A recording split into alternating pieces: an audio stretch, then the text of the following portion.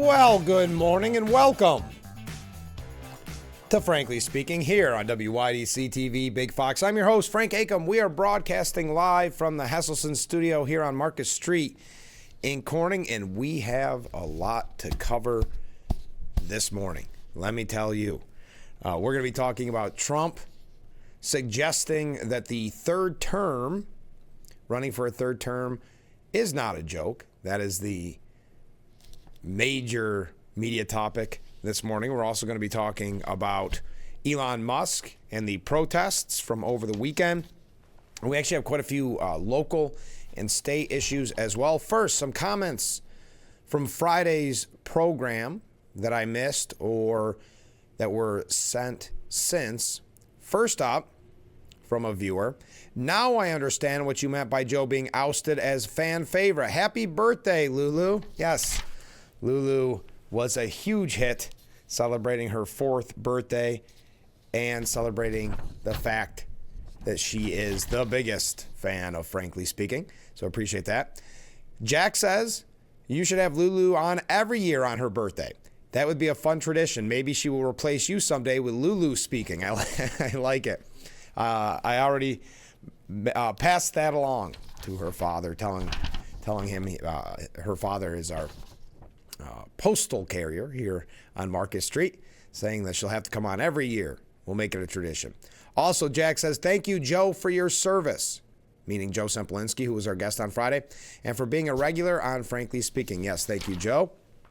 Did a good job, as always. Always fun to have the Assemblyman on the program, former congressman. Comment from a different viewer. Vice President J.D. Vance is very impressive. In my opinion, in 2028, he'll be our next president. I think he's doing a fantastic job. He's so knowledgeable on the issues. He's, of course, in Greenland right now. And you perhaps saw that speech that he gave. Comment from another viewer. West Virginia banned food dyes thanks to Secretary Kennedy's foresight. I have texted you before saying that I hope he bans all food dyes. That was before he had gotten confirmed. I only wish that I had thought to ask Joe when you had him on your Friday show whether or not this, what word should I use? Because I can't use the word that this viewer used. This idiotic, maybe, state is going to ban them. They're absolutely bad since most of them contain fossil fuels, known carcinogens. But really, who in their right mind would want to ingest a fossil fuel? Incomprehensible. Thank you very much. Comment from a different viewer. Gerald Fernkranz writes in, Randy Weingarten and AFT use COVID-19 as an excuse on America's education on downward spiral of 50 years. Teachers Union and the Department of Education's poison pills, putting U.S. at the bottom of the world's education. Thomas Jefferson said, good public education is essential to democracy. I say, poor public education is essential to socialism. Randy Weingarten's Jimmy Hoffa-like union thuggery and Department of Education obviously sabotaging American education towards socialism. Thank you very much for that comment. All right, those are us catching up on the comments I missed on Friday's broadcast. A couple of quick updates to get to. Perhaps you saw this. A group of Columbia University graduates tore up their diplomas on campus over the weekend to protest the school's cooperation with the Trump administration and the Fed's detention of a former student of Columbia University, an anti-Israel demonstrator, and actually leader of those demonstrations, Mohammed Khalil. I always wonder about this because it's not obviously impossible to get a new copy of your diploma. So is this all for show? The rally, which took place during the Ivy League University's annual Alumni Day, included students as well as a few dozen graduates of Columbia's School of International and Public Affairs, while the crowd chanted Free Palestine. It's not easy to do this, with none of us taking this lightly. There's no joy in this, said Amali Tower, a 2009 graduate who spoke at the protest and ripped up her diploma. I'm not a proud alumni at all. And instead, I want to stand with the students, and I want to stand with Palestinians, and I want to stand with immigrants who are being rounded up and harassed, oppressed, and deported as we speak. The demonstration comes amid prolonged turmoil at Columbia, according to the New York Post, which just saw its board of trustees push interim university president Katrina Armstrong from her post. Now, she was kind of doomed for failure, and we're going to talk about her in just a moment because she did, she was ousted. She said one thing to the Trump administration, and then at that faculty meeting said something very different, thinking that she could out-negotiate, if you will, Donald Trump. That does not normally go well. Now, the White House has demanded that the school institute a total ban on face coverings worn by campus protesters or risk losing hundreds of millions of dollars, upwards of $400 million. But remember, Armstrong, before she was ousted, downplaying what she promised or what she gave to the Trump administration. She was in the job barely 7 months after taking the place of former president, remember Shafiq, who resigned in August following months of campus unrest. A lot of the reasons why Shafiq was ousted wasn't because she allowed these anti-Israel, anti-Semitic protests to grow, actually encouraging them. It wasn't that. It was actually the fact that she had the audacity to call the police on the illegal encampments. Faculty, staff, students upset with her at that level, so she stepped down. Quote, it's another figurehead, meaning Armstrong, who was ousted, that the Board of Trustees is going to use to do their bidding. I don't think this selection matters, said a woman named Hannah, a 2024 alumna, who ripped up her diploma. I think Shafiq did an awful job. I think the interim president, Armstrong, did an awful job. I think Shipman, who is going to be the new president, is going to do an awful job because they're not listening to their students. They're listening to the Board of Trustees.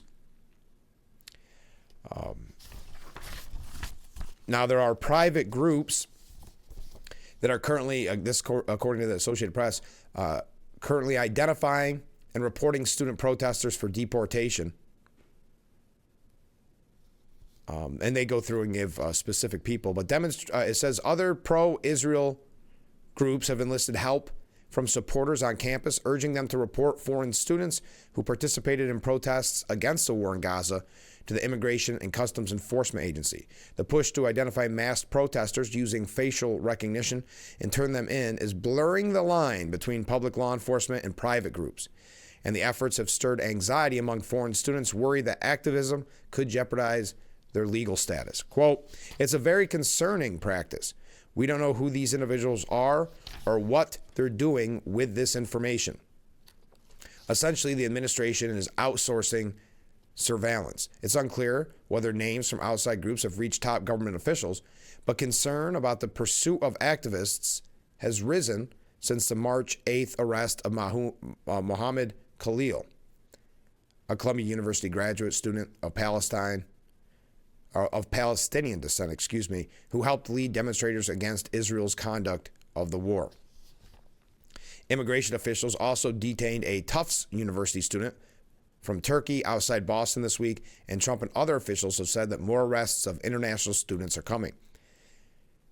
A Columbia graduate from South Asia said now they're using tools of the state to actually go after people.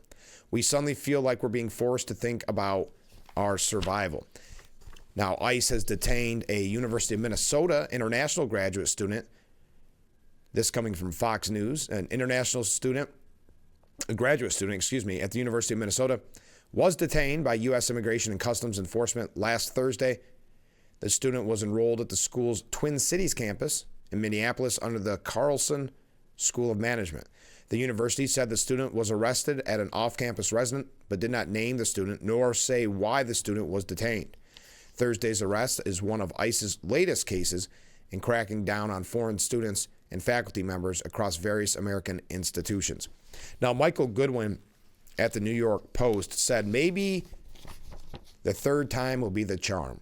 Columbia University obviously subscribes to the belief that Friday night is the best time to put out bad news. How else to explain the fact that at 8 p.m. Friday, it announced that its interim president had quit? If members of the Board of Trustees hoped nobody would notice, they're more delusional than advertised. The resignation of Dr. Katrina Armstrong is yet another bombshell development in the Trump administration's crackdown on universities violating the civil rights of Jewish students, with Columbia a serial offender and top test case. And we've talked about this at the administration at Columbia, and the Board of Trustees and the faculty and the staff have proven time and time again that they do not care about the safety of the Jewish community on their campus, actually siding with the protesters. But I'll continue. The announcement gave no reason why Armstrong is returning to the medical school or why she is being replaced by Claire Shipman, the co-chair of the trustees. Shipman, a former television journalist, will be Columbia's third president in a year. The first, Shafiq, was overwhelmed by campus chaos after the Hamas terrorist invasion of Israel and the Jewish state's response, and fled to London. Then again, no explanation for the latest change was needed. Numerous reports show Columbia mired in internal turmoil over the White House's plan to strip it of at least $400 million in federal grants and contracts unless it makes changes that will subject disruptive students to arrest and provide responsible oversight to two departments that are hotbeds of anti-Semitism. Armstrong's sin was that she tried to play for two teams at the same time. We talked about this so extensively last week, where she was trying to, again, out-negotiate Trump in a way, saying, oh, we're all for your proposal of what we need to do to get that $400 million, and then telling a distressed faculty that wanted to see the anti-Semitism continue, telling them, don't worry, we're not going to abide by these rules. She initially promised the White House that Columbia would forbid demonstrators from wearing masks, then said the opposite to faculty members. She later reassured the White House she would keep her initial promise, but her credibility, of course, at that point was ruined. So now she's gone, and Shipman is left to clean up the mess. If she fails to implement the reasonable demands, she will plunge Columbia into a legal war it can't win and could cost it billions of dollars in federal aid over several years. That would demolish its standing for a generation and set the stage for other schools to suffer similar penalties. The Friday night drama at Columbia ended yet another consequential week in Donald Trump's dynamic second term. It marks the 9th week since he took the oath. But if your scorecard is based on mainstream media news coverage, you probably believe it was an utter disaster. Don't be fooled. There was important progress on key areas of Trump's agenda, including Secretary of State Marco Rubio saying the U.S. has revoked more than 300 student visas, mostly for supporting Hamas. The media, of course, celebrates each time a federal judge blocks Trump from acting, especially when it involves his deportation of illegal criminal aliens. The right way to see most of those decisions is that berobed activists are abusing their authority to join the resistance and tie Trump's hands. Most of the cases will end up in the appeals court or the Supreme Court, which are generally less political. For most media, the top story was the continued bleeding from the White House's self-inflicted wound of Signalgate. I always throw gate on everything to make it a controversy, but the administration's inability to put the story to rest is giving leftist outlets a rare jolt of joy. And I actually have a piece that hopefully we'll get to later on, suggesting that this is the first time that Democrats have been on the offense when it comes to the Trump administration, when it comes to the Signal scandal. They're pumped with adrenaline of being on death watch, with their hopes being that one or more of the participants in the botched communication over the attacks on the Houthis will be shown the door. Their top target is, of course, Secretary of Defense Pete Hegseth, who sent the detailed text. If not technically war plans, they were close enough to set off alarms. The runner-up target is Mike Waltz, the National Security Advisor, whose office somehow included Jeffrey Goldberg, the anti-Trumper from the Atlantic magazine, in the list of chat participants. Trump said early on that Mike Waltz has learned a lesson and he's a good man. Vice President J.D. Vance, sensing the media fervor for a scalp, took Waltz to Greenland and told reporters they would be disappointed. Quote, if you think you're going to force the president of the United States to fire anybody, you've got another thing coming. We are standing behind our entire national security team. He and Trump understand that giving the media beasts one scalp will only whet their appetite for more. Although legitimate questions about the leak remain, including whether participants were using private or government devices, the real reason Democrats and the media are so hot for the story is that the incident marks the administration's first major fumble. That it came in late March illustrates how relatively successful Trump's start has been. With so little to seize on, Democrats and their media shills are desperate for a soapbox, and this one will do until a better one comes along. Meanwhile, a fair assessment of other events last week turns an honest scorecard far more positive than negative. One big development was a long interview on Fox News with Elon Musk and 7 top people from his Doge team. Now, did you happen to see that? I know I'm running very late. Did you happen to see that interview? We're going to talk about it a little bit later on. I thought it was a fantastic interview with the Doge team to learn more about why they're doing what they're doing.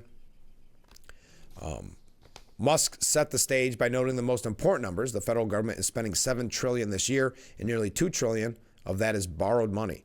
That's outrageous and a formula for serious trouble, which is why he aims to cut the borrowing in half to $1 trillion.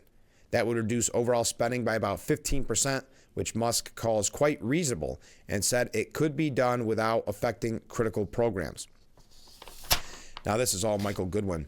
But the upshot was that the hearing made a solid case that funding of more than $500 million should be cut, counting that as low-hanging fruit for the Doge team. So, all right, we are running late. Keep those comments, keep those waves coming in. A little bit later on, we're going to hear from Deacon Ray about an upcoming event, so you won't want to miss that.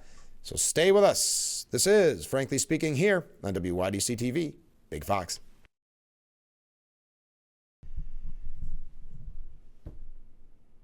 The Frankly Speaking Roof Cam, brought to you by Boss Security in Horseheads. Contact them today for all your business and home security needs.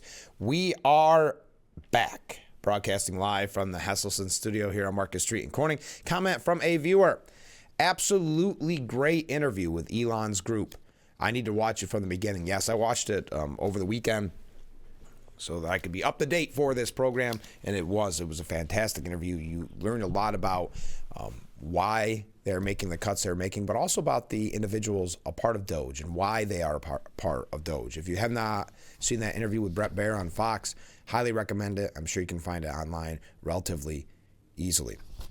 Now, the big story this morning throughout the media is that President Trump said he's, quote, not joking about serving a third term in the White House and think there's a loophole to make it happen.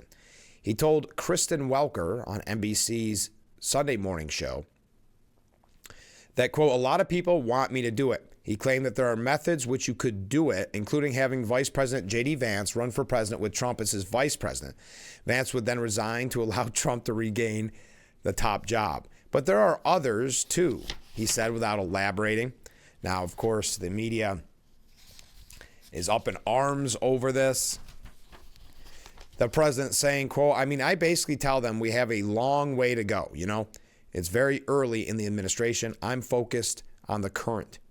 He explained he's interested in serving as president until 2033 because I like working. I'm not joking. But I'm not. It is far too early to think about it. Now, Trump has repeatedly mentioned a third term. That's why a lot of people, if you recall, we talked about it on this program kind of extensively when Trump didn't endorse J.D. Vance already for president. Now, many people consider J.D. Vance the heir apparent to kind of the MAGA movement.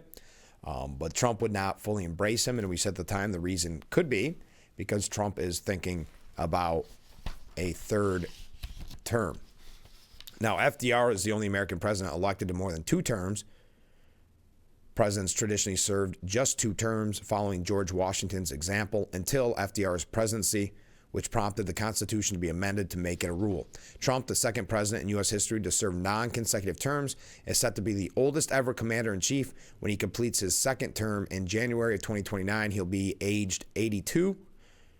82 and 7 months, beating out former President Joe Biden, who left office in January at age 82 and 2 months. He would be nearing age 87 at the end of a hypothetical third term. So again, this is the big story. Your thoughts on President Trump saying there is a loophole, there are methods, and that he's not joking that he may run for a third term. I don't think that statement comes as any surprise. He's kind of made it in the past in kind of, how do I want to word, kind of, I don't know what word I'm looking for, off the cuff remarks, a little bit insinuating anyway, that he would be running for another term. Now saying that it is not a joke and that there are loopholes. Your thoughts on that? Now, we have a couple updates, and last week we talked about this extensively in the Democrat Party. We talked about it with Joe Semplinsky on Friday as well, where Chuck Schumer is in a very precarious situation when it comes to his leadership position. A lot of Democrats are now looking to AOC, Bernie Sanders, to be the leaders and not the, I guess you could say, the older crowd of Chuck Schumer and Nancy Pelosi. Nancy Pelosi very much, as Joe Semplinsky said, likes showing the world that she is still in charge, that she's a leader. And that's why she went out and gave that interview where she said, and I'm paraphrasing, but I never do anything for nothing, which is what Chuck Schumer did when it came to the continuing resolution. So the long knives are out for Chuck Schumer. We're going to talk about the Democrat Party here in a little bit. We do have some local issues. I think when we had the sheriff on last week, we talked about an opinion piece, an op-ed at the Hornell Sun. And I had read it on the program a few days before, and then we commented on it with the sheriff. Well, there is a new piece out by Mr. Ricalto, Joe Ricalto,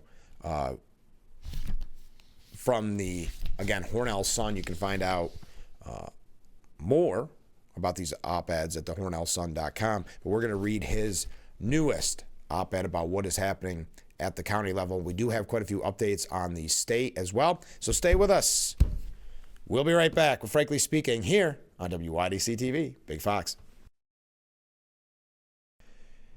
The Frankly Speaking Roof Cam brought to you by Boss Security in Horseheads. Contact them today for all your business and home security needs. We are back broadcasting live from the Hesselson's studio here on Marcus Street in Corning. According to The Guardian out of the United Kingdom, Democrats have never been so angry, but who will step up and lead them? Democrats are furious, and they want their leaders to get mad too. And we saw this, well, we've seen it frequently, even here locally, with the protests, the anti-Trump, anti-Musk protests here on Market Street. Now, we heard over the weekend that not so much locally, but in New York State, there was quite a few protests against Elon Musk at Tesla dealerships. A constituent told Representative Gil Cisneros, "I wish you'd be angry. Get angry." The anger roiling the party slow to build is now a forceful current coursing through the electorate and pulling in Americans terrified that the country is descending into authoritarianism.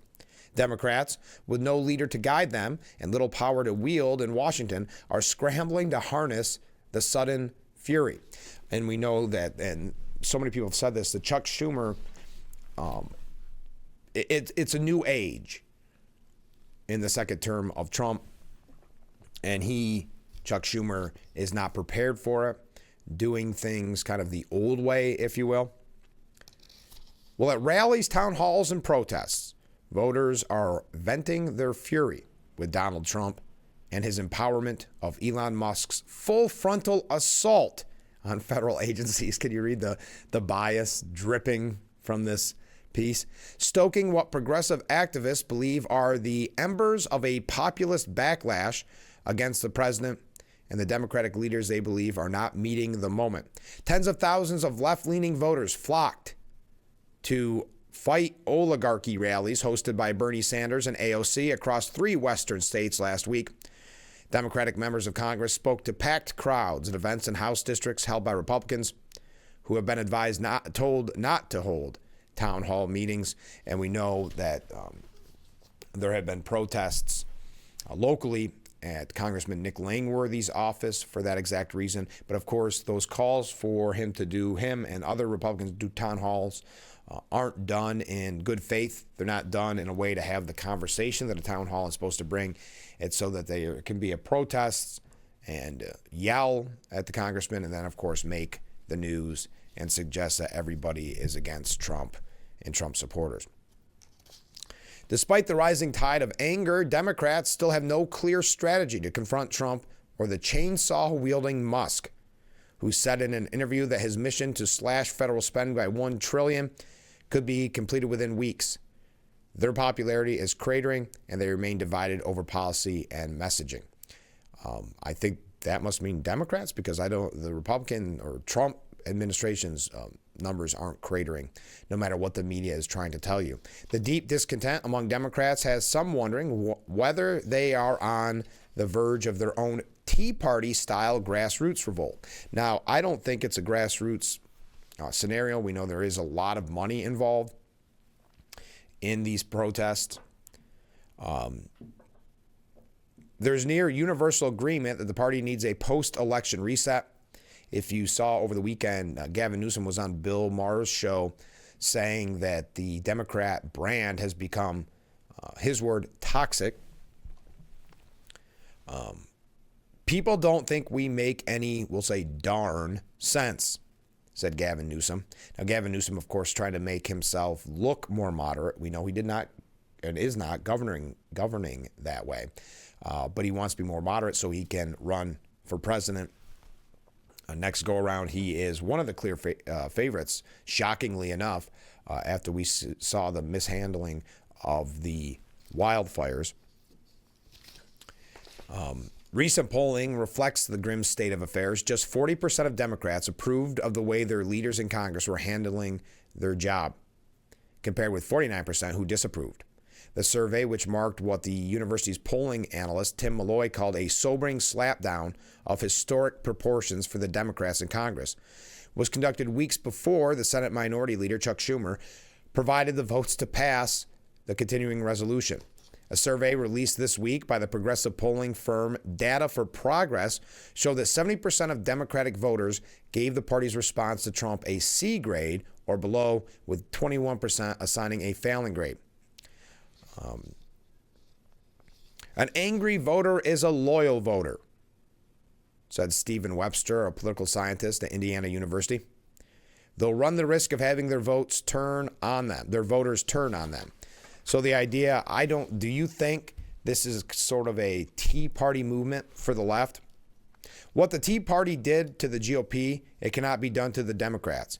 And if it were, it would relegate them to 4 decades of minority status, said Theda Skopel, a Harvard sociologist.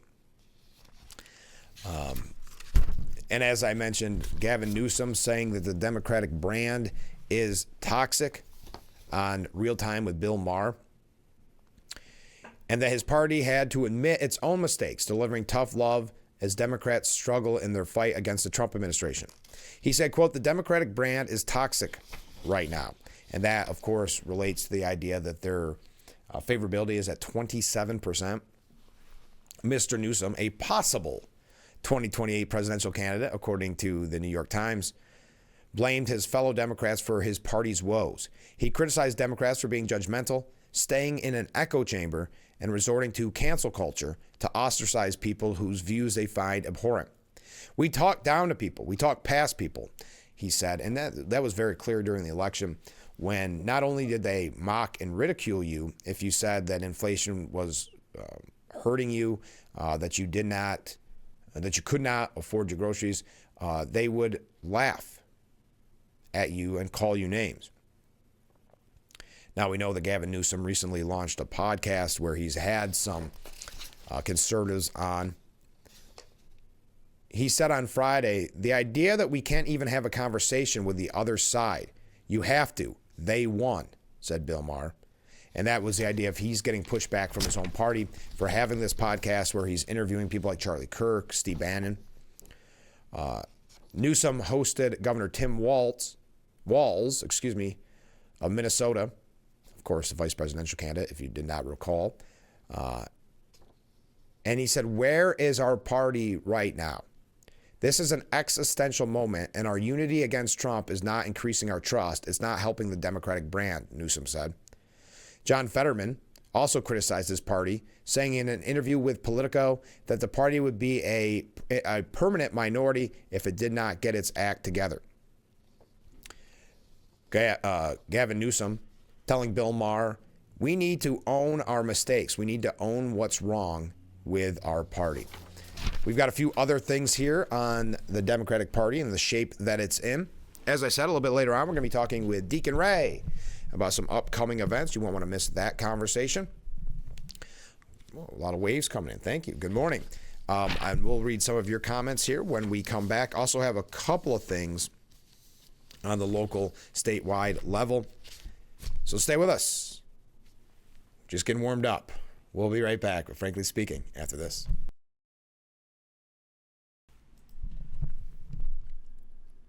Look at that beautiful view, brought to you by Boss Security in Horseheads. Contact them today for all your business and home security needs. We are back, broadcasting live from the Hesselson studio. Comment from a viewer. I'd say more power to Trump. If George Soros can do it, so can he. Too bad that Trump didn't come into the picture as president years earlier. Yeah, that's a very good point. Obviously running as an older man, but having been involved in politics behind the scenes for quite some time. Senator Michael Bennet was on Meet the Press on NBC, and he said that the Democrat Party has lost touch with working people in our country. Kristen Welker said, let me ask you about the future of the Democratic Party. Senator, you have stopped short of calling for Senate Minority Leader Chuck Schumer to step down. You were critical of his striking a deal to avert a government shutdown, effectively siding with Republicans. But you did say, quote, it's important for leaders to know when it's time to go. Do you still have confidence in Leader Schumer? So Senator Mike Bennett, Democrat from Colorado, said, I think a much more important question is what we are going to do as the Democratic Party to create a compelling view for Americans that will allow us to lead again. We should have never lost to Donald Trump once, much less twice. There are many things I blame Donald Trump for, as you could tell from the conversation we've had today. But getting elected president isn't one of those things. The Democratic Party has lost touch with working people in our country at a time when 50 years of trickle-down economics has meant that most Americans feel like no matter how hard they work, their kids are not going to live a life better than the life they lead. I think the Democratic Party needs to use this moment of having been repudiated at the national level to figure out a creative and imaginative agenda for the 21st century that's going to lift the fortunes of working people and the middle class all across the country. Now, the New York Times said that the Democrats are in denial about 2024. Last year's election was close.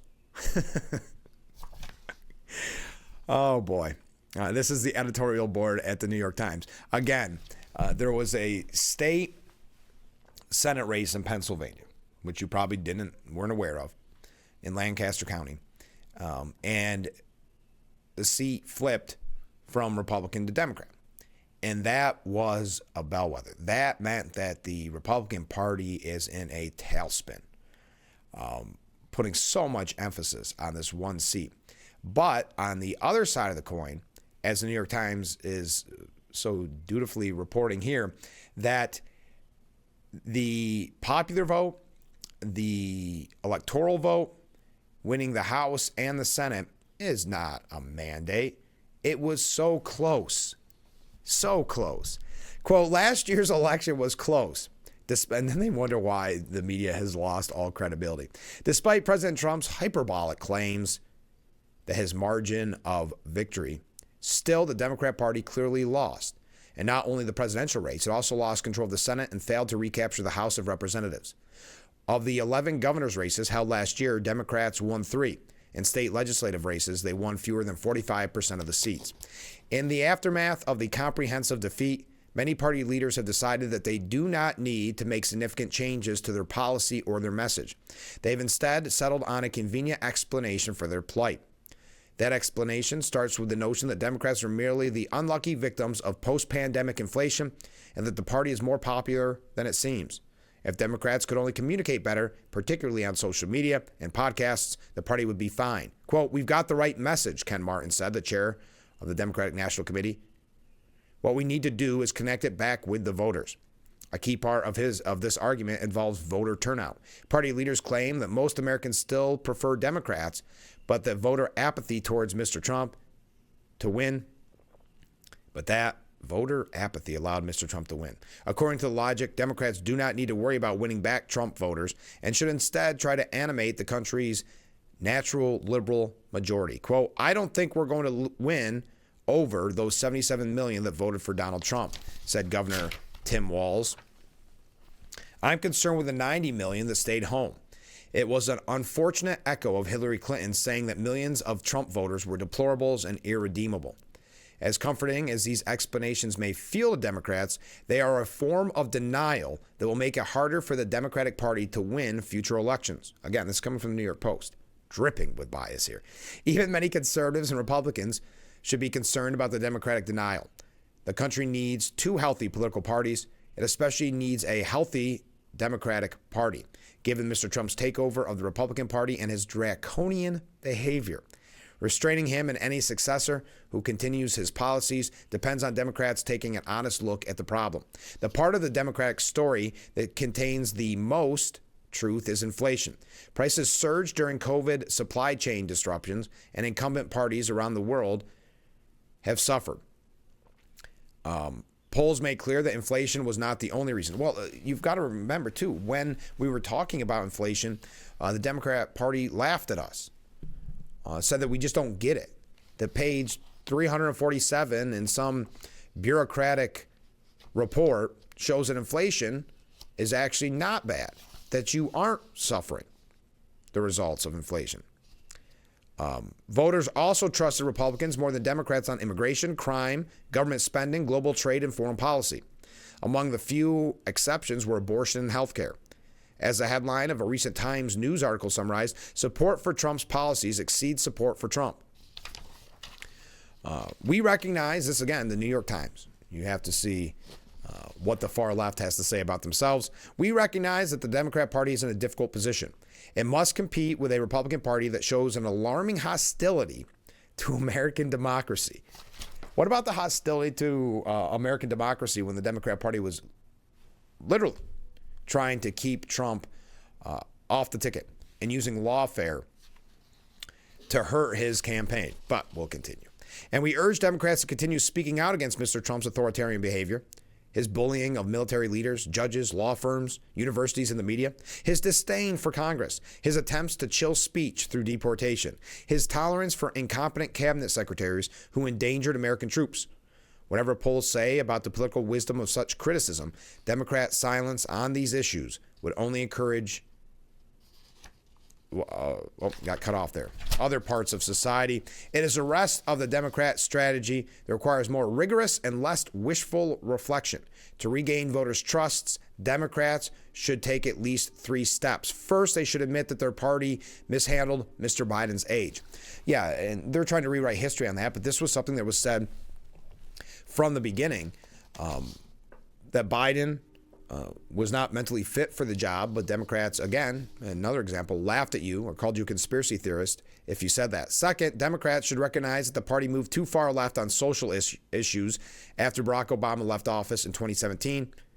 And third, the party has to offer new ideas. When Democrats emerged from the wilderness in the past, they often did so with fresh ideas. They updated the proud Democratic tradition of improving life for all Americans. Bill Clinton remade the party in the early 90s and spoke of putting people first. In 2008, Mr. Obama, Mrs. Clinton, and John Edwards offered exciting plans to improve health care, reduce inequality, and slow climate change. These candidates provided intellectual leadership. Even without reforming themselves, Democrats may fare well in elections over the next 2 years. Opposition parties usually thrive in midterms. The longer-term picture is less clear. The next Republican leader may be more disciplined than Mr. Trump, and both the Senate and the Electoral College look challenging for Democrats.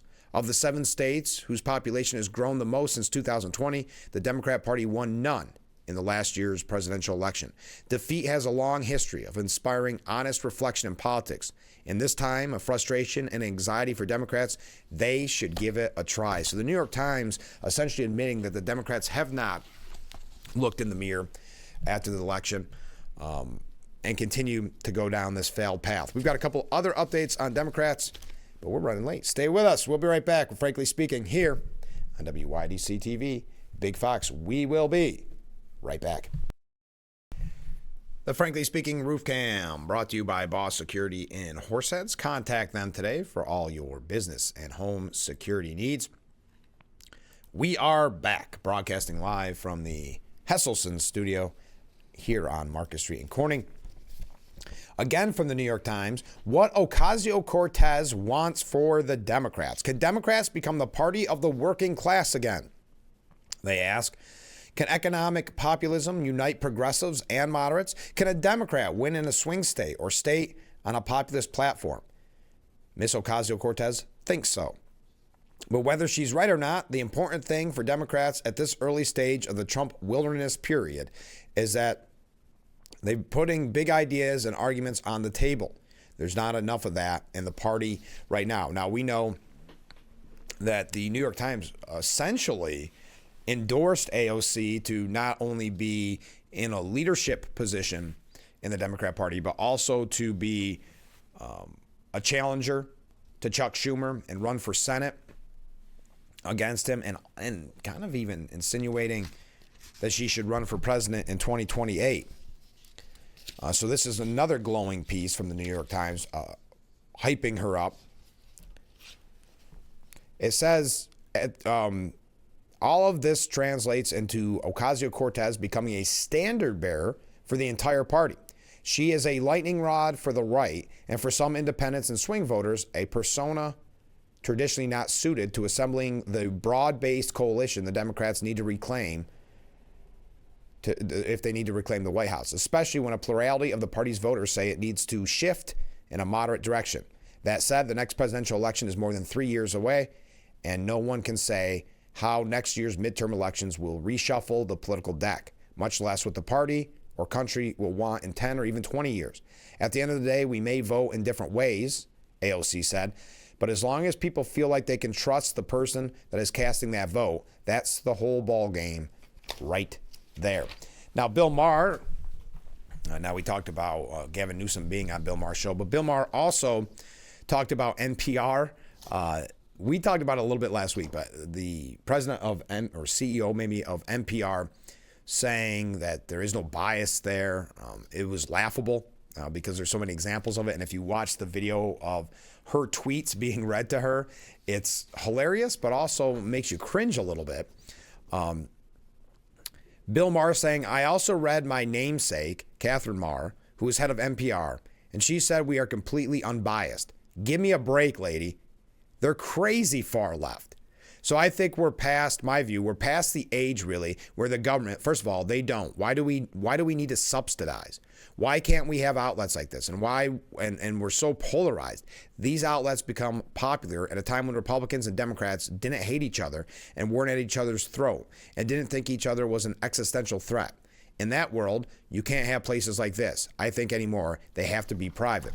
And we've talked about this, but NPR absolutely should be private. There should be no taxpayer funding because it is admitted, except for by the CEO of NPR or the president of NPR, but by even Democrats, that NPR is extremely, extremely biased towards the left. And let's face it, if you look at their numbers, they do not need that federal money. They do not need the taxpayers' money. So hopefully this is the opportunity, finally, after years of discussing it, where NPR loses their taxpayer funding. One other quick update before we take our last break of this hour. White House Correspondents Association abruptly canceled the comedian who is anti-Trump, who was going to be the headliner for the annual dinner. In a memo sent out to colleagues, White House Correspondents' President Eugene Daniels wrote that the board unanimously decided to drop a comedic performance for the dinner as part of a re-envisioning of the tradition. Quote, "At this consequential moment for journalism, I want to ensure the focus is not on politics of division, but entirely on awarding our colleagues for their outstanding work in providing scholarship and mentorship to the next generation of journalists." The decision came one day after White House Deputy Chief of Staff for Communications and Personnel Tyler Budowich criticized the White House correspondents for recruiting Amber Ruffin. All right. We got to take a short break. Stay with us. Coming up in the next hour, well, we still got time in this hour, but coming up in the next hour, we are going to be talking with Deacon Ray. We've got some local and state issues as well to get to, so stay with us. We'll be right back with Frankly Speaking here on WYDC TV, Big Fox. And brought to you by Boss Security and Horseheads. Contact them today for all your business and home security needs. We are back, broadcasting live from the Hesselson studio. Ken has put together his recap of the Sunday shows. Thank you, Ken. We're going to read that in the next hour. I'm running just a little bit too late to get it in this hour, but I will read Ken's recap of the Sunday talk shows. We also have quite a bit here this morning about Elon Musk in general. Of course, over the weekend, we were never really sure what day it was going to be, but there was protests at the Tesla dealership. We'll talk about that. We've got quite a few New York State issues to get to in the next hour, starting with this New York State issue, just because we had Assemblyman Joe Sempolinski on the program on Friday. Really good interview. Two guests. We had Lulu for her 4th birthday, and then we had Joe Sempolinski. Joe weighing in on the issues of the day, of course, as former congressman, current assemblyman, and the chairman of the Steuben County Republican Committee. But after the program, he released a press release I wanted to wrap up this hour with. Joe Sempolinski said New York needs to do more to support victims of human trafficking, preventing exploitation of women and minors, and bring those responsible for human trafficking to justice. The Assembly Republican Task Force on Human Trafficking released its report this week, co-chaired by Assemblyman Brian Mayer and Assemblywoman Mary Beth Walsh. The task force met with stakeholders across the state, including survivors, social workers, members of law enforcement, Border Patrol agents, and prosecutors. Assemblyman Sempolinski said, quote, "The main takeaway is that we need to do more to support survivors of human trafficking so that they can recover from the horrible abuse they suffer. Devoting resources to victims' services is the right thing to do. It's also responsible fiscal policy because we know that when we devote resources to early victim services, it saves money in the long run. We also need to reverse soft on crime policies like bail reform, raise the age, and the green light law that makes it easier for traffickers to ply their trade and avoid justice." The task force found that victims of human trafficking are overwhelmingly women and that 75% of the cases involve sex trafficking. Many of the victims are under the age of 17. New York's migrant crisis also created a new population of both vulnerable individuals, and a criminal element who exploit the vulnerable. Quote, no one should ever be trafficked and treated like property. Everyone deserves to be treated with respect as a human being. I want to thank Assembly Minority Leader Will Barclay for forming the task force and for Assemblyman Marr and Assemblywoman Walsh for co-chairing it. Our job now is to create policy to implement the task force's recommendations, said Sempolinski. All right, wrapping up hour number one. When we come back, Ken's recap of the Sunday shows. We've got a couple local and state issues as well. So stay with us. Hour number two, mere moments away.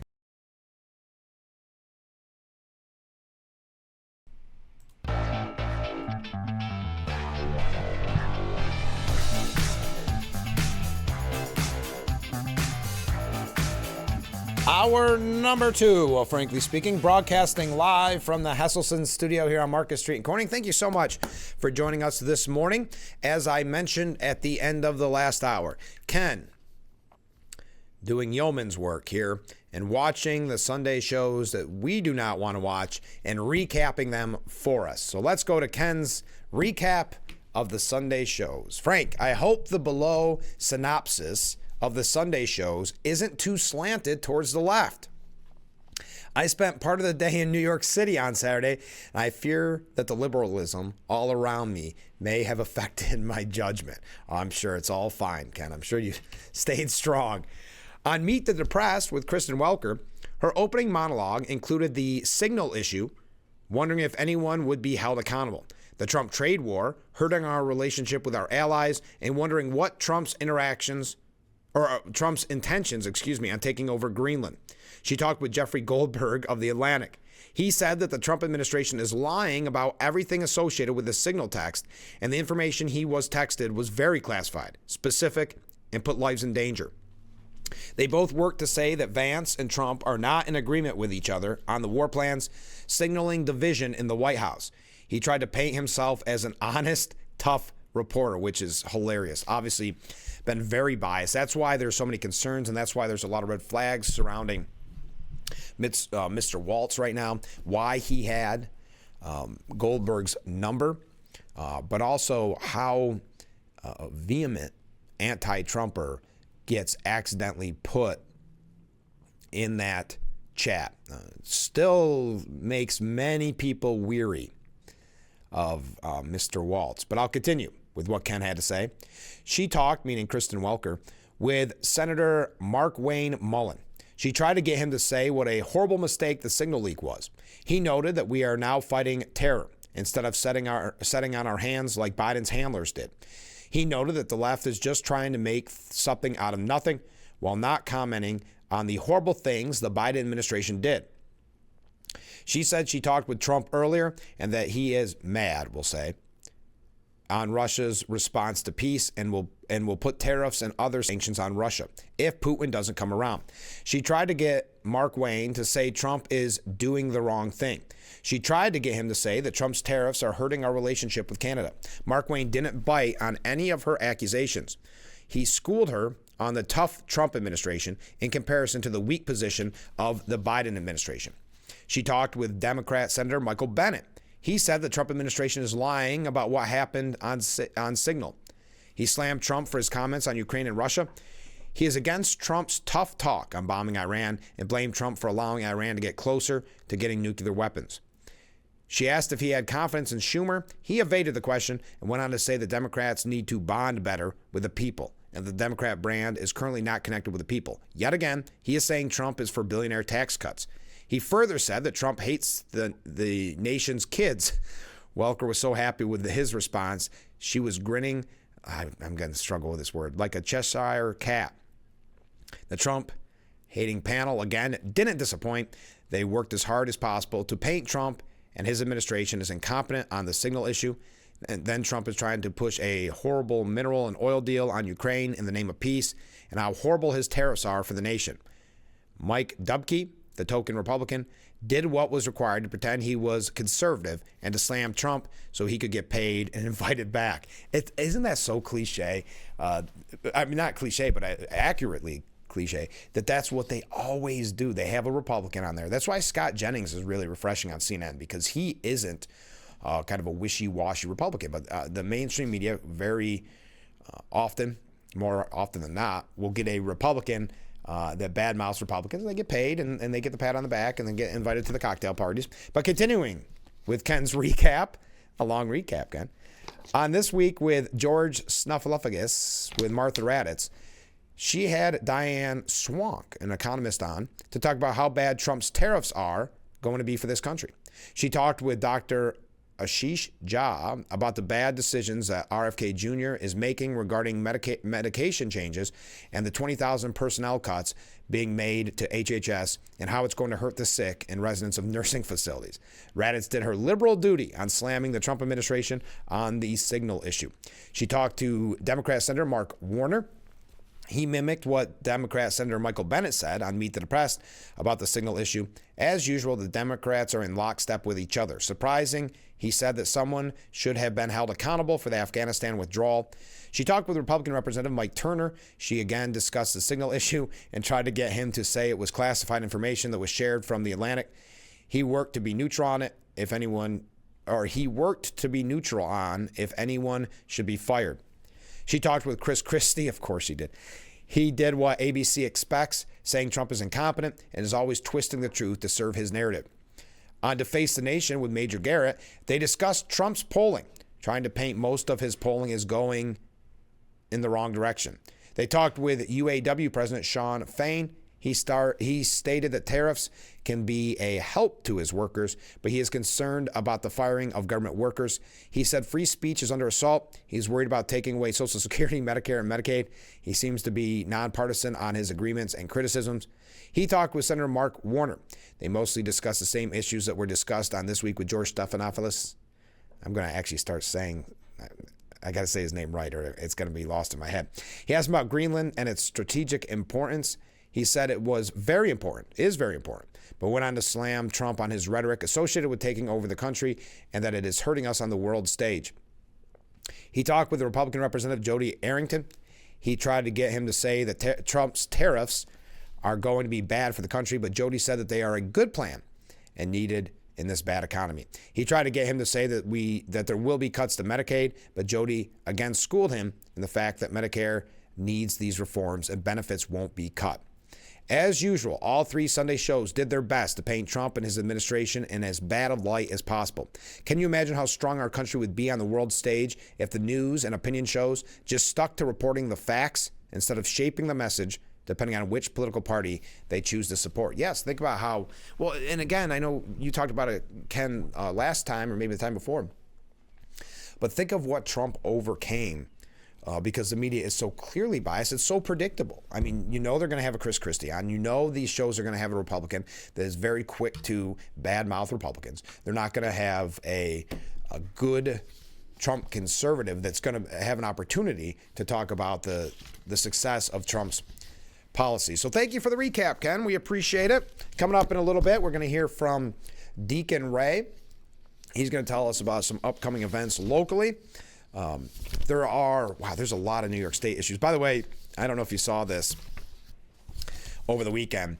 Cuomo is now trying to position himself as kind of an antidote to the, quote, diabolical Trump administration. He picked up another big endorsement on Sunday as well. The governor came to the former governor came to the Queens County Democratic Party headquarters in Forest Hills to receive the endorsement from the party's chair, U.S. Representative Gregory Meeks. And while he was at an event, he was slapped with a parking ticket at one of his campaign stops. Andrew Cuomo, the former governor and potential New York City mayor, was slapped with a pair of citations during his stops on the campaign trail earlier this month. Hey, Ken, you mentioned you were at in New York City. Was that to throw your endorsement to former Governor Cuomo? Were you at the event? The first came on March 6th when Cuomo rolled up to a West 14th Street parking spot in his blacked out Dodge Charger. He nabbed an endorsement from a local Teamsters union that day and also a $50 ticket for parking in front of a cone in the bus lane. All right, enough about Cuomo. We've got a couple things here about the budget we're going to get to. Also, quite a bit here about kind of the anger in the Democrat Party, the division in the Democrat Party that we've been talking about. We also have, and we had mentioned, Sheriff Allard was on the program, I think, was it Wednesday of last week? Had a great conversation with him. And we brought up a opinion piece that was written by Joe Ricalto. And he's out of Hornell, and he wrote to the Hornell Sun. And it was a very well-written opinion piece and one that kind of put into light exactly what was happening at the county level. Well, he is back at it. Mr. Ricalto, Hornell resident and businessman, has written another op-ed. We are going to read that coming up after the break. And then again, like I said, Deacon Ray will be our guest. So stay with us. We'll be right back with Frankly Speaking after this.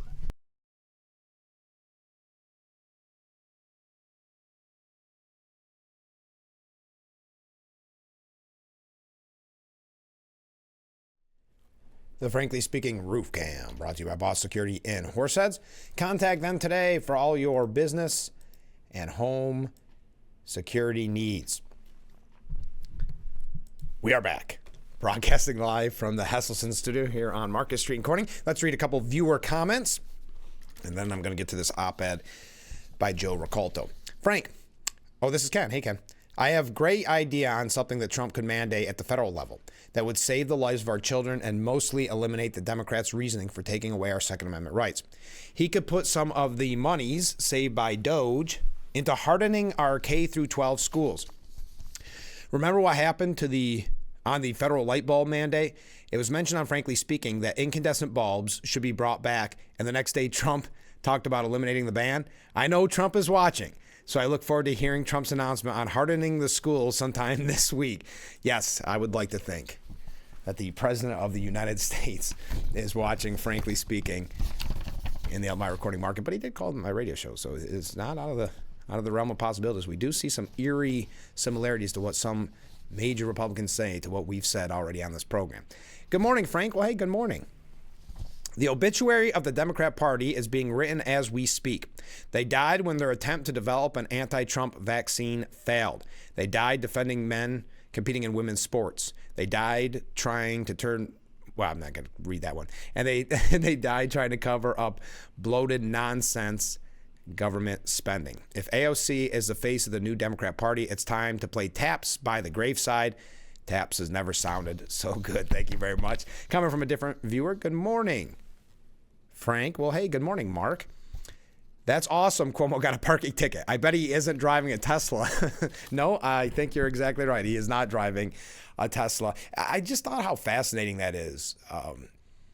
The left, who has supported green energy and supported electric vehicles, now so anti-electric vehicle just because of Musk's involvement. And I thought in that interview with Bret Baier, Musk did a great job highlighting that there's just this hatred for him, this blind hatred, and for Tesla, a company, as he said, put it, I'm paraphrasing, but is a good group of people, good company. All right, I want to read this op-ed, and then we're going to actually tie that in, because at the New York State level, Clean Energy Group has admitted that with this green energy push, that our grid will not be able to handle it. It's something we've talked about extensively on this program, but now admitting that it would create chaos. We'll talk about that in a little bit. And as I mentioned, Deacon Ray is going to be our guest here in just a moment. But Joe Ricalto, who last week or maybe the week before wrote an op-ed to the Hornell Sun. And you can find this at thehornellsun.com. And of course, we will read, if there is a response to this letter, we'll read the response. But yesterday it was published again at the Hornell Sun, a letter to the editor entitled "Scott Van Etten is the greatest liability in Steuben County's history." And this is following along with what we've been talking about with the sheriff and the county and what's been going on. I know we talk about it extensively, but I don't think there's a lot of outlets that are willing to cover it in as much detail as we are and the Hornell Sun is doing. So Joe Ricalto, Hornell resident and businessman, says there are moments in public life when the veil drops and the motives of those in power are laid bare. Legislator Scott Van Etten's obsessive and unilateral decision to appeal the Supreme Court's ruling in Allard v. Steuben County is one of those moments. What we are witnessing is not leadership. It is the deliberate abuse of power or of public office for personal retaliation. Let us state the facts plainly. In 2023, the Steuben County Legislature voted 10-7 to repeal a 2017 local law that had provided defense and indemnification for Sheriff Jim Allard, effectively stripping him of liability protection and forcing him to pay for his own legal defense. This action, unprecedented and targeted, was clearly designed to punish the sheriff for refusing to yield to the political pressure. New York State Supreme Court Justice Jason Cook confirmed as much. In a damning ruling issued on November 2024, the court declared the county's actions unlawful, invalid, and an act of bad faith.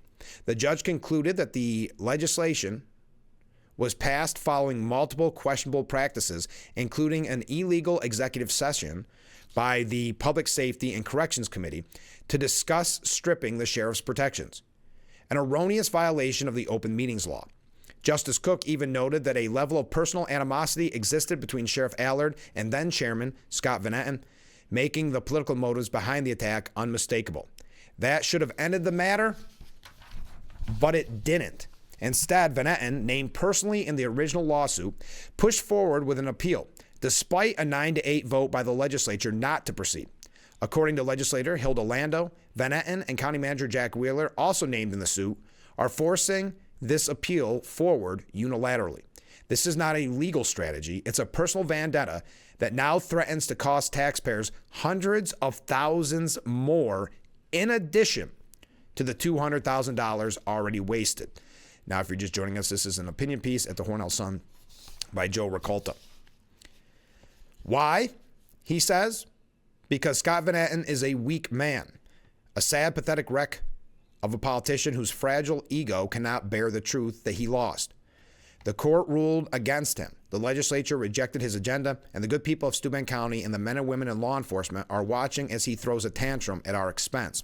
And just to be clear, we'll have any kind of response that Mr. Van Etten has to this. We will read that as well. This is just following along with what is happening in Steuben County. This answer, and I'll continue with Joe Ricolta's comments, the answer is painfully clear. As Hornell Republican Party Chairman Paul Van Cassel recently said, it has to do with Scott having to win the case. Not justice, not accountability, not governance, just Scott Van Etten's ego. This is the worst kind of politician, one who claims to support police but targets them, one who will defy the courts, disregard the legislature, waste taxpayer money, and weaponize the machinery of local government to silence, shame, or punish anyone who challenges him. And he does it while pretending to be fiscally responsible. As the spouse of a former police officer, I find his hypocrisy intolerable. No one who works so relentlessly to destroy a respected law enforcement official has the right to claim they support law enforcement and save us the weak justification that he funds the sheriff's office. That is his job. He is not doing the sheriff or the public a favor. He is fulfilling a legal obligation while simultaneously undermining the very institution he claims to uphold. Van Etten said this is about fiduciary responsibility, but this isn't stewardship. It's sabotage. And it's costing the people of Steuben County dearly, hundreds of thousands of dollars. Simply put, Scott Van Etten is the greatest liability in Steuben County's history. He's not only a weak and petty man, he's an embarrassment. He's an embarrassment to law enforcement. His conduct is a masterclass in arrogance, vindictiveness, and political overreach. And every day he remains in power, he drags the integrity of the legislature and the public trust further into the mud. He has dishonored his office. He has betrayed his constituents. He has shamed the people he was elected to serve. Enough is enough. Steuben County deserves better. Thank you to Mr. Joe Ricolta, and we will, of course, read any kind of response if there is one from Mr. Van Etten, but that is just furthering the story that we've had so often on this program, keeping you updated on all the latest when it comes to what is happening between the county and the sheriff's office. Speaking of New York issues, oh no, I'm not. I'm running late. I'm going to take a short break. When we come back, Deacon Ray is going to be our guest, so don't miss that. And we will be right back with Frankly Speaking here on WYDC TV, Big Fox. In Horseheads, contact them today for all your business and home security needs. Welcome back to Frankly Speaking here on WYDC TV, Big Fox. I'm your host, Frank Acom, and we are broadcasting from the Hesselson studio. And in that studio this morning, we have Deacon Ray. Thanks so much for being on the show. It's such a privilege. Oh, well, thank you. And we're talking about something completely different than normal, and that is the Warm Fuzzies musical. Tell us about it. Well, I'm old. Okay. 1969, a kind of a transactional psychologist who was working on a project and decided to write a story about how a community went from being a very warm and loving place to a miserable place and how they went back to becoming a warm and fuzzy place. And so it all involved the story of the warm fuzzies. Okay. Now, warm fuzzies were things that, we depict them as little fur balls with eyes. Okay. But warm fuzzies were something that everybody got when they were born. Mm-hmm. They got a bag full of them. Okay. And they would, as the story goes, give them away to everybody. Yeah. And they felt great about that because they always got one back. Yeah, that's true. When you give somebody a warm fuzzy, you always got one back, and you'd never run out. Right. Well, there's always somebody that doesn't like happy people. That is true. Well, this mean old ogre, and it's been portrayed in different things. I decided to not make it a mean old witch. Yeah, because, right. I mean, how could you make a witch popular? Oh, Right. wait a minute, wicked. Never mind. Never mind. But this mean old ogre who lives at the side of town decided to spread a rumor that there was a nationwide shortage of warm fuzzies. Oh, interesting. And if people kept giving them away, they were going to run out. Okay. And then they were So gonna be everybody's miserable. hoarding them. So people started hoarding their warm fuzzies. They didn't give them away, but somehow it felt strange to meet somebody on the street and not give them a warm fuzzy. Right. So the ogre developed cold pricklies. Okay. And he decided you could give them cold pricklies instead. Yeah. Well, it really didn't turn out really well. Mm-hmm. And Schwabi-Dabi-Doo, the name of this mythical town, Okay. went from the happiest place in the world to really a pretty disastrously crummy place to work. And it went that way for generations until, well, shouldn't probably Yeah. give it Don't give away everything. Yeah. but until somebody figured a way to restore joy. Oh. And that's the idea of the story itself. Yeah. Now, I actually produced this thing with a Right. group of middle school kids back in 1970, Oh, wow. just as a short little play. Okay. And I wrote one song on it. It was a song, well, a couple songs. It's a Schwabi-Dabi-Doo-Da-Day, one of the classics. Of course. And a song that the ogre sang, which was, "Don't trust your neighbor, don't be a friend. If you give away your fuzzies, you'll be sorry in the end. Don't trust your neighbor, hold tight to your pack. If you give away your fuzzies, you'll never get them back." Very nice. Well, anyway, that was so. About a year and a half ago, I'm a member of the board of Center Stage Community Theater. Yeah. And I talked my friends there into saying, hey, how about if I wrote a musical? Yeah. And we produce it. Maybe we could produce it. Yeah.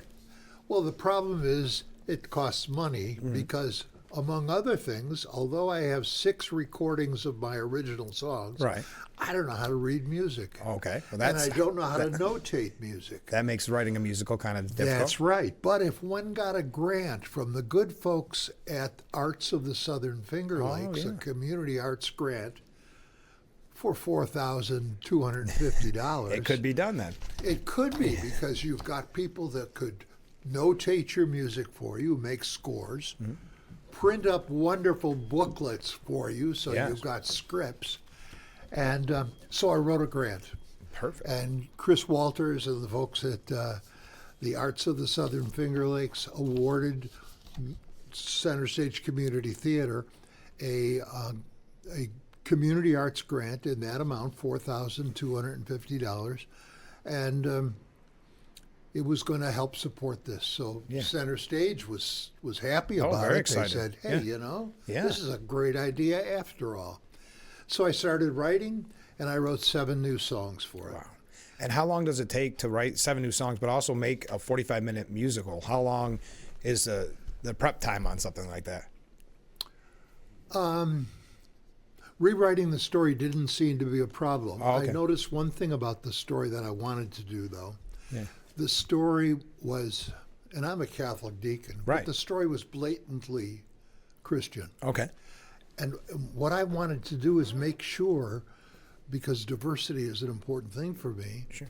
that among the kids that found a solution were Muslim kids, Jewish gotcha. kids, and Christian Okay. kids. Okay. So I wrote into the story Changed it, how adapted. they each looked not just at the Holy Bible, which the Christian kids found and didn't know what it was, Sure. but also the Quran and also the book of Isaiah in the Hebrew scriptures. Sure. So I added to the script not just Patrick and Christopher, or Patricia and Christopher.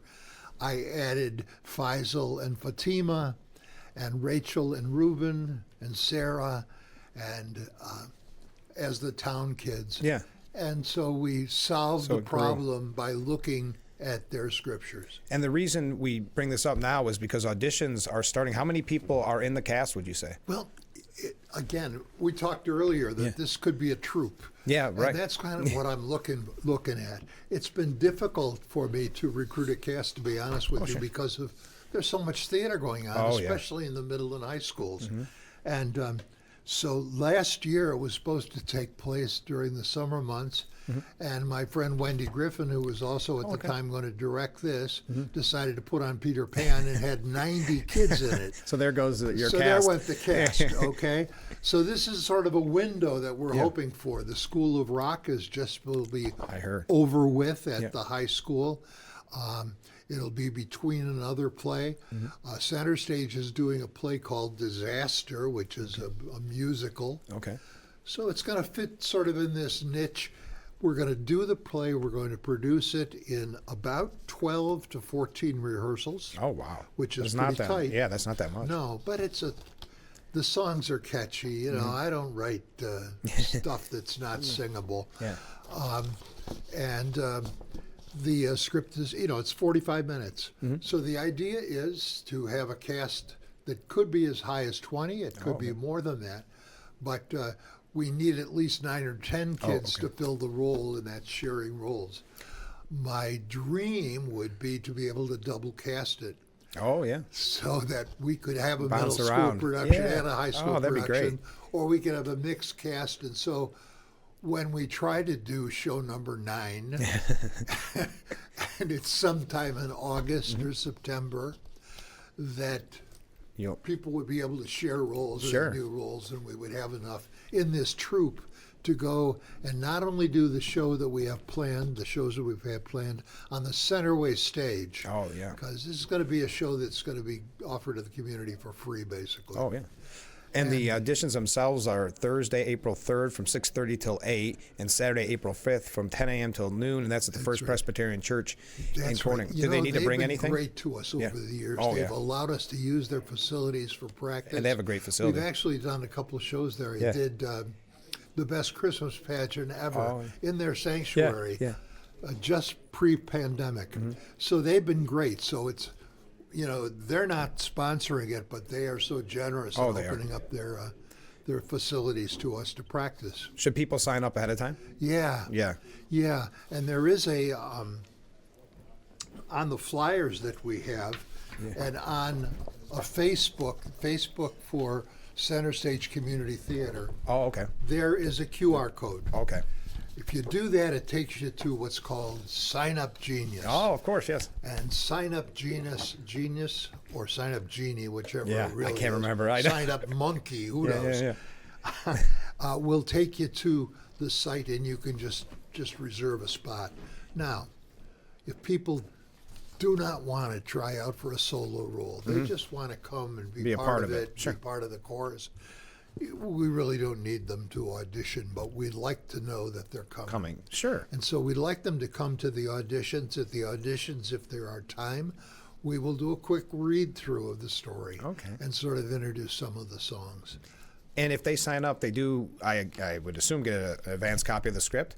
They will get an advance copy of the script, but right now, when they sign up, they'll get the advance copy of the script, not in this form, but as an online. Yeah, of course. Download it, and they'll get a copy of the script plus the score. Okay. Plus a music track that will allow them to listen to the hear sound. what it sounds like. Oh, that's a great idea. And so we have all those things ready now. What we need is a cast. So again, it's Thursday, April 3rd from 6:30 till 8 p.m. and Saturday, April 5th from 10 a.m. till noon at First Presbyterian Church in Corning. When are you looking to have the debut of the It will debut on the Centerway stage. We've reserved, I believe it's May 9th and 10th. Okay.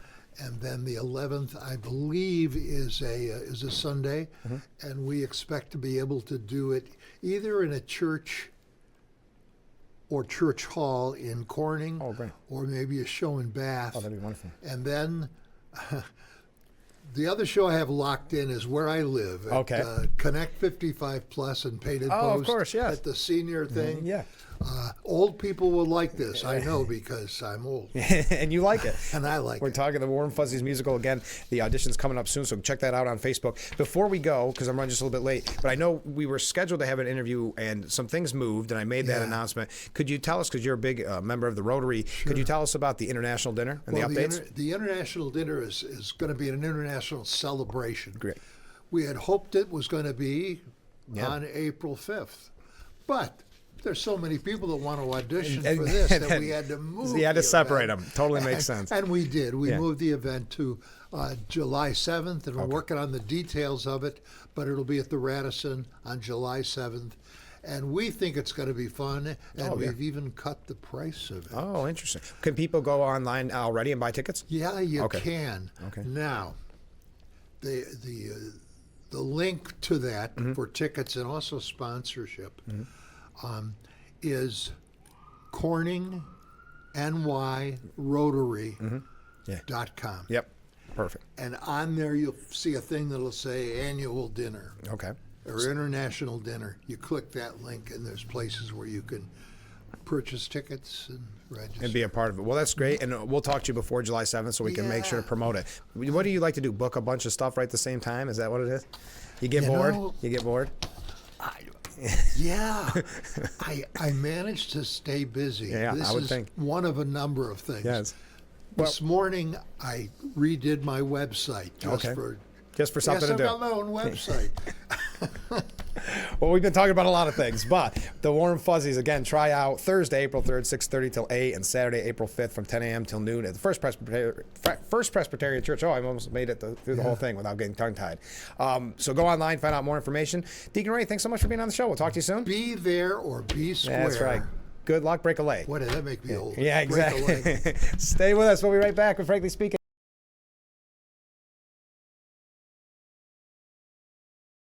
The Frankly Speaking Roof Cam, brought to you by Boss Security in Horseheads. Contact them today for all your business and home security needs. Welcome back as we broadcast live from the Hesselson studio here on Market Street in Corning. A comment from a viewer. Deacon Ray, what a fun guest. Love his stories. Great lessons for these times. Thank you very much, viewer. All right, so the New York Post editorial board said that New Yorkers must pray that the state budget standstill lasts for a good long time. Now, we know the budget deadline is April 1st and that there is no possible way that it will pass before the 1st. We talked with Assemblyman Joe Sempolinski on Friday, and he said he's with 100% certainty the budget will not be on time because the Assembly isn't even called back until the fiscal year is over. But Assembly Speaker Carl Hastie grumbled to reporters last week that the state budget talks are kind of at a standstill because of political disagreements with Governor Hochul. Well, good. Because Hochul and the legislature's Democratic majorities are in accord on plans that will push New York to further ruin. That is, on a gargantuan $260 billion in spending. Over $250 billion. A spree that completely ignores the clear fact that major cuts in federal aid are coming. The big spenders plainly figure that denial works in their favor. Lock in the outlays now, wait until the federal cuts are official, then hike state taxes to make up the difference and blame it all on Republicans in Washington. The longer any disagreement delays the budget past the April 1st deadline, the less defensible their denial becomes. Even as is, the plan threatens to add a staggering $18.2 billion in red ink through 2029. By rapidly jacking up spending, unwisely increasing taxes, and failing to address the structural budget gap, the Citizens Budget Commission recently warned Albany's proposals weaken New York State's financial future and economic competitiveness. The longer they're at loggerheads over policy issues, the greater the chance some power player will admit to these dangers and reopen the fiscal debate. For what it's worth, Hochul is plainly right on those policy disputes, above all on the need for modest changes to the disastrous discovery reforms and beefing up the involuntary commitment statutes. Her push for a statewide ban on smartphones in schools is also common sense. Albany is a bizarre bubble, so cut off from the real world that lawmakers from the city can oppose changes backed by their constituents and even fellow progressives like Manhattan DA Alvin Bragg. It's perversely appropriate that the state's leaders are supposed to settle on the budget by April Fool's Day because the plans they've already agreed to amount to a nasty pack of lies. And as I mentioned, a clean energy group has admitted that going green in New York may mean chaos for the power grid. A bombshell report from a clean energy group admitted that shifting to solar and wind may mean chaos for New Yorkers' power grid as the state's green energy law creates hurdles for cost and reliability. The report from the New York Affordable Clean Power Alliance, which represents solar and wind energy firms, noted that the state's timetable to phase out energy generated by fossil fuel is unrealistic and even, in their words, dangerous. Quote, the New York City area is forecasted to experience a generation shortfall starting in 2033, driven by an increase in peak demand and the planned retirement of existing dispatchable generation. New York faces hurdles in maintaining reliability due to ambitious renewable targets, the projected retirement of much of its flexible fossil generation fleet, growing load, and extreme weather. The intermittent nature of wind and solar could create challenges. They said, unlike fossil fuel plants, which provide dispatchable generation around the clock, renewables depend on weather conditions, making real-time supply and demand balancing more complex. New York's Climate Leadership and Community Protection Act of 2019, approved by then-Governor Cuomo and the legislature, requires the state and its energy producers and consumers to move away from fossil fuels by slashing gas emissions by 40% by 2030, with a goal of achieving 100% zero carbon emission electricity by 2040. The report cited a host of problems that has slowed down progress for ramping up renewables, including inflation-fueled supply chain issues, material and labors that have driven up costs, and delayed construction timelines for renewable wind and solar infrastructure. Moreover, higher interest rates have increased borrowing costs for developers, slowing investment in new projects. Quote, these cost pressures affect all types of developers and would also drive up utility costs if they were permitted to build large-scale renewables.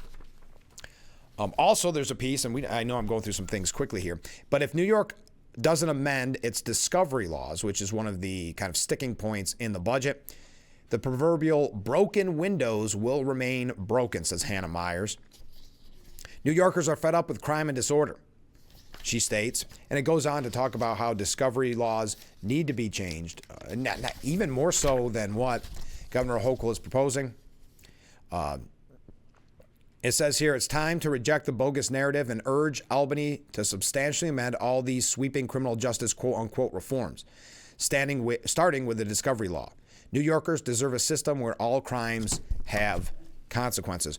Also, this is at the federal level, but our Congressman, Nick Langworthy, I know I'm going very quickly here, but released a statement over the weekend. Nick Langworthy said that Buffalo News has crossed a dangerous line.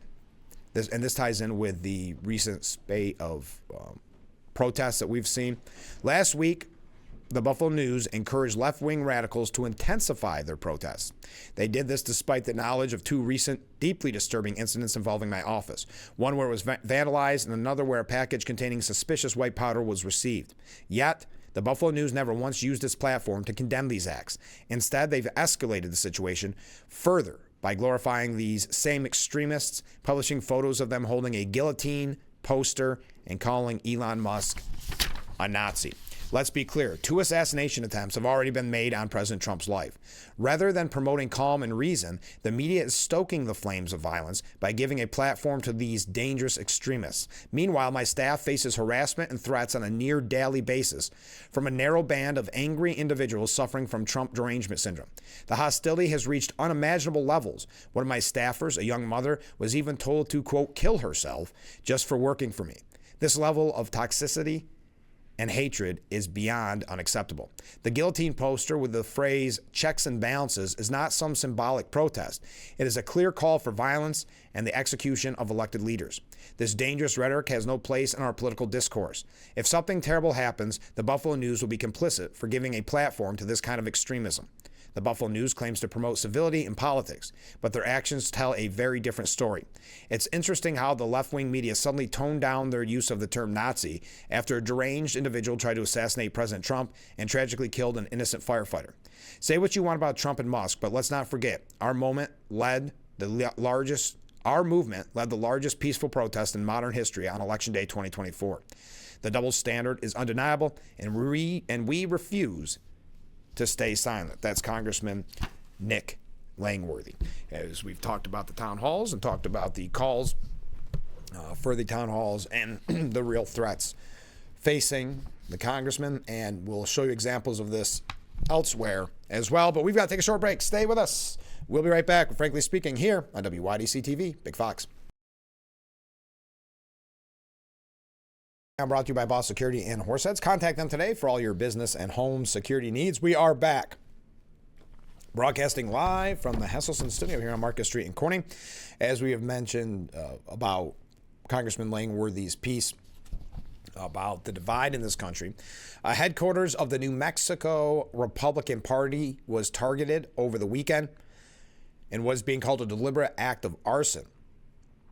The Republican Party of New Mexico revealed the damage to the state's GOP headquarters in Albuquerque, also including the words "ICE equals the KKK" spray painted on a wall of the building. The attack was described as being fueled by hatred and intolerance. Over the weekend, the Tesla takedown campaign erupted into its biggest weekend yet. Demonstrators rallied against Tesla CEO Elon Musk during a Tesla takedown. Organizers called it a global day of action and said protests occurred in at least 253 cities around the world. For weeks, the movement's organizers have been encouraging people to boycott the EV maker by selling their Tesla cars and stocks. According to Tesla Takedown, thousands of grassroots groups and individuals worldwide are driving the decentralized effort. Yes, it's always grassroots when it's the left. We have our real big questions if that is grassroots or not. But hundreds gathered for central New York Tesla takedown protest. More than 300 people gathered in the town of Manlius. I don't know if I'm saying that right. Braving the cold and wet weather to take part in the global Tesla takedown protest. On Saturday, protests were planned at over 500 locations across the globe for a day of action against Elon Musk. In central New York, people gathered on one side of North Burdick Street, lining up from the Tesla dealership down past the town center. The Manila Police Department was prepared for the protest, setting up cones and monitoring to ensure safety. Now, Miranda Devine put together a piece. I know I'm running late, but it's Meet Doge's Patriotic Musketeers, led by Elon, and the belief that America needs their expertise now. And if you have not watched that interview, I highly recommend it. They went through, and there were 7 members of Doge. Really informative, really a fascinating interview, for sure. In an era when public service is too often associated with self-interest and partisan political games, it is heartening to see people working hard for the American people in consequential ways for what appears to be genuinely altruistic reasons, Miranda Devine writes. We'll talk a little bit more about that when we come back. Wrap things up. Boy, this show went fast, didn't it? Stay with us. We'll be right back after this. The Frankly Speaking Roof Cam, brought to you by Boss Security in Horseheads. Contact them today for all your business and home security needs. We are broadcasting live from the Hesselson studio, nearly out of time for today's edition of Frankly Speaking. I'm your host, Frank Acom. So David Hersani said Elon's Fox interview reassures Americans that Doge knows what it's doing. Now, other outlets are trying to suggest that just the fact that they had to do this is the first sign of trouble. That's according to Market Watch. The Elon Musk event on Fox News revealed MAGA's snafu fears. The first sign of trouble was the interview even took place. Only when Trump is in office or Republican is in office can transparency and information be looked at as or perceived as something negative. Musk and Doge may still be able to turn public opinion around. The real verdict on Doge won't come until the actual results are in. Still, it would have been a lot easier to get this right from the start. But David Hersani said that the interview was so good, you wonder why they waited so long to speak to the American people directly. The conversation not only let taxpayers put names and faces behind the effort, it helped Doge clarify the agency's mission. Democrats like to portray Doge as a gang of extremists armed with hatchets, recklessly hacking away at critical government services. What we saw was not only an impressive group, but thoughtful about the government's critical functions. Considering the government's lack of spending transparency and the sheer size of the project, it must be extraordinarily difficult not to make more of them. Democrats often dismiss these cuts as drops in the bucket. It's true. The only way to change the spending trajectory is to cut $1 billion at a time. What's really mind-boggling is that anyone who genuinely cares about the future of the country opposes the mission of DOGE. And where was this? I want to say it was a Wall Street Journal, but I could be wrong. What's more powerful, they ask, Elon Musk's millions or liberal anger at him? Voters will soon provide an answer in Wisconsin, where the billionaire has made himself the main character in a consequential court race that is set to shatter spending records. He actually gave away another one of those $1 million checks, handing out $1 million check to voters after the Wisconsin Supreme Court declined to intervene. Many people are focusing on this Wisconsin court case, or court race, I should say. The New York Post editorial board said, let's hope Wisconsin voters stand up for democracy in their Supreme Court race. So we may cover that a little bit more throughout the week. Democrats continue investing in Elon Musk companies despite painting him as a villain. Fox News calls it Tesla hypocrisy. As Musk and his brands continue to take hits, White House Press Secretary Carolyn Leavitt came to his defense, saying last week that Democrats used to be the greatest cheerleaders for electric vehicles and the Tesla company until Elon Musk decided to support and vote for Donald Trump. It is getting dangerous, and the White House wholeheartedly condemns it, and we applaud Attorney General Pam Bondi for investigating these acts as domestic terrorism, because that is what they are. It's very clear that the Democrat Party no longer stands for anything. They only stand against Donald Trump, even if it means contradicting themselves. Now, Democrats are going on the offense amid the Signal chat fallout. Atlantic editor Jeffrey Goldberg said that Mike Waltz lied about talking to him before Signal scandal. Numbers don't just get sucked into other phones. Said a comment from a viewer. I hope Wisconsin votes in numbers. Red. Absolutely. Now, Mark Wayne Mullen said there was no classified information in the Signal chat. Senator James Lankford said it is entirely appropriate to investigate Trump administration over the Signal chat. So you're starting to see some Republicans kind of, for lack of a better word, become wishy-washy, looking for that opportunity to show more of their rhino colors. But we are out of time for today's edition of Frankly Speaking. Thank you to everybody who joined us. Thank you for all the waves. Thank you for all the comments. And thank you to Deacon Ray for being on the program this morning. I appreciate that. We're going to have a busy morning tomorrow and every weekday morning. That's why I ask you to join us every weekday morning starting at 6 a.m. for Frankly Speaking, only on WYDC TV, Big Fox. We will see you tomorrow morning, bright and early. I look forward to it already. Have a great day, everyone.